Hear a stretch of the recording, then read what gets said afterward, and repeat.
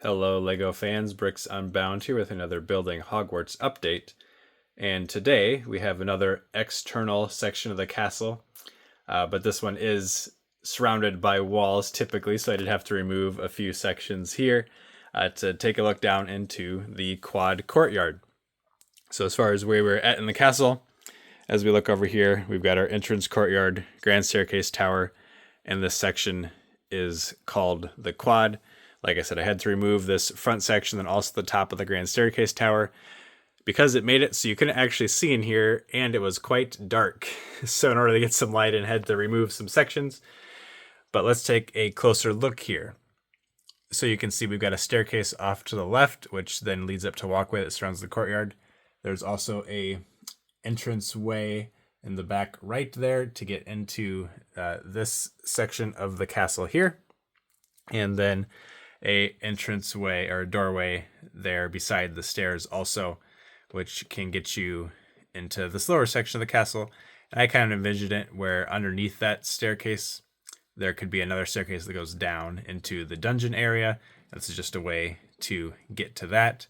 The overall design of it isn't based off of movies because they don't really show up in this courtyard in the movies at all. Potentially in the very first movie, they walk through a paved courtyard. The shaping, though, doesn't quite match up with this area of the castle. It actually matches up much better with part of the east section of the castle that I have not actually even built yet. So I don't think this is actually the courtyard they're walking through. And if it is, it completely changes shape and is much more square in later entries into the series. But again, you don't get a direct look down into this courtyard. So I used influences from the various video games, mostly the version of this from the Half-Blood Prince game, which also has a staircase and a walkway that goes around the courtyard. Although that walkway doesn't lead to anything, which is very strange, so I wanted to include that door off to the right there. So that way we had something at least that you could get to by coming up here. Of course, if you're Snape, maybe you're just looking down over the courtyard and watching students walk around. I did want to have something set up in the middle of the courtyard here, so I have this charms lesson activity going on. I'm envisioning this might be a follow-up to the just levitating feathers with Wingardium Leviosa lesson, where this time they're playing a little bit of a game out of it and hovering these large balls out over these targets and trying to drop them as close as they can to the center. So that's the idea here. Also, the general shape of those targets is kind of like a gobstones board in the Harry Potter universe. It was my original idea for what would be in here, and then I decided it'd be more fun to have it be like a lesson going on. So we've got some students out here enjoying the weather and practicing their levitation skills. There's a couple of changes I might make as I was looking at this more. One, this wall here is very plain looking. It's not like end of the world, but I need to see if I can actually maybe fit one of these arch shapes in there too. And then you could look inside the castle a little bit on this section. Not a huge deal. I think it looks fine. It's a very small section of wall, so it's not the end of the world if it's plain. Maybe I could put something in front of it as well. And then above the arches themselves, there's just like a little over 3 bricks of height of just blank space.